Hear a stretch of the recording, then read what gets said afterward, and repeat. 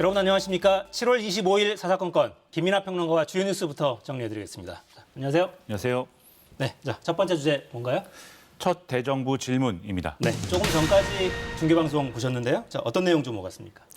이제 오늘부터 사흘간 대정부 질문이 실시가 되는데 애초에 예상은 아무래도 이 구도가 전현 정부 간 충돌처럼 비춰질 가능성이 있다 이렇게 봤습니다. 일단 오늘은 정치, 외교, 통일, 안보 분야에 관련 질문이 진행이 되고 네. 내일 경제 분야, 모레 교육, 사회, 문화 분야 등이 이제 진행이 되는데 오늘은 일단 대통령실에 그동안 논란이 됐던 인사 문제 그리고 해수부 공무원 이 피살 사건 그리고 강제 북송 의혹 등의 이란 외교안보 관련 문제 또 최근에 논란이 되고 있는 행안부에 경찰국을 설치하는 문제 등에 대해서 이 질의와 답변이 오갈 것으로 예상이 됐었는데 비슷하게 지금 진행이 되고 있는 그런 상황입니다. 네, 어떤 내용이 좀 눈에 띄시던가요? 오늘 이제 뭐 이미 진행 중입니다만 진행된 상황 속에서 쭉 보면 앞서 말씀드린 것처럼 대통령실 인사에 대한 야당의 문제 제기가 있었고요.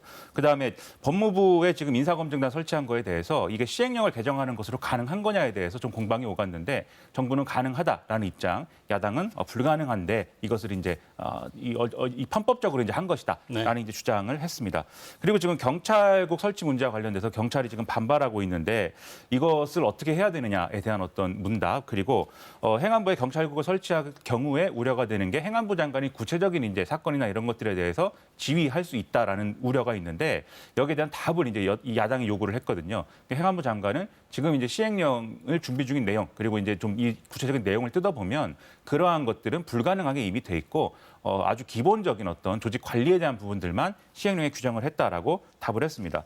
검찰과 관련돼서는 지금 이제 이 법무부 장관 주도로 검찰 인사를 다 해놨기 때문에 네. 검찰총장이 새로 오더라도 이른바 식물총장이 되는 거 아니냐라는 우려가 제기가 됐는데요. 이 법무부 장관은 그렇지 않다. 충분히 지금 검찰총장을 직무대행하고 있는 대검 차장검사하고 충분히 이제 소통을 했고 의견을 받아들인 결과이다라고 설명을 했고 지금 이제 이 수사 현안에 대한 얘기도 잠깐 나왔습니다. 네. 그래서 이재명 의원 배우자 김혜경 여사에 관련된 법인카드 수사 관련해서 너무 과잉 수사 아니냐 뭐 이런 지적이 야당에서 있었는데 행안부 장관, 법무부 장관 지금 구체적으로 얘기할 위치에 있지 않다라고 답을 했고요.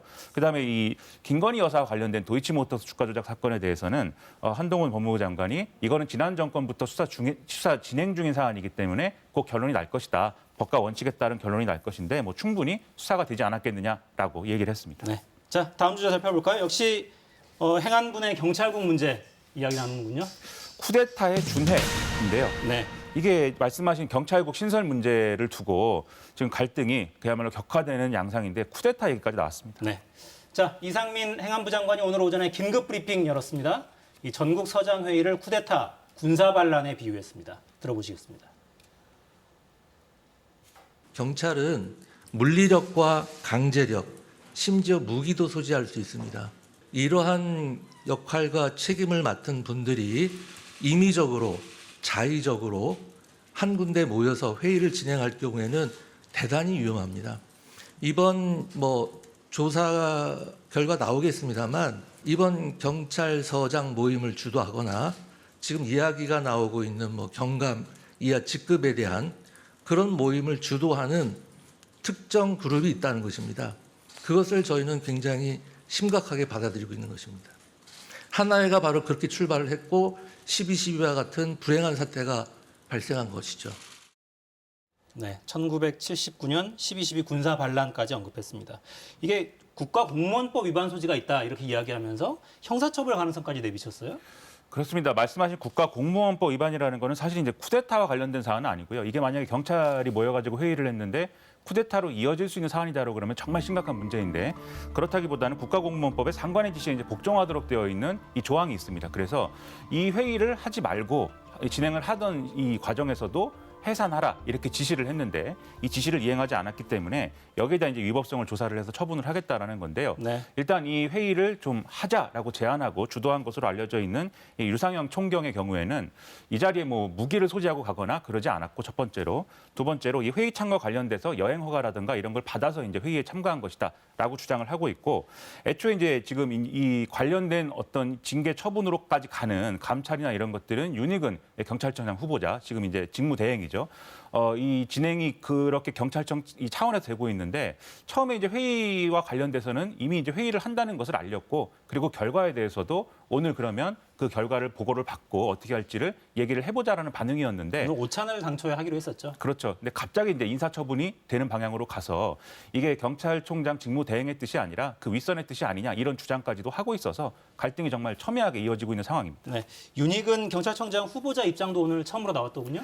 그렇습니다. 오늘 경찰청 기자단이 이 사안에 대해서 질문을 했는데요. 일단 이제 유사명 이 총경에 대해서 대기 발령한 건에 대해서 앞서 말씀드린 것처럼 지시를 거부하고 모임을 강행을 했고 경찰청장 직무대행의 지시 명령 해산 지시를 불이행했기 때문에 공무규정 위반으로 판단한 것이다라고 설명을 했고 그리고 그렇기 때문에 한 지역의 치안을 총괄적으로 책임지는 경찰서장으로서 직무에 전념하기가 어려운 상황이다. 그래서 대기 발령 조치를 한 것이다라고 이 맥락을 설명을 했습니다. 네, 자 일선 경찰 반발도 계속되고 있어요. 그렇습니다. 그동안 쭉 이제 반발을 해온 직장협의회를 중심으로 해서 1인 시위라든가 뭐 이런 어떤 집단 행동들이 지금 진행 중이고 또 예정이 돼 있는 그런 상황이기도 하고요.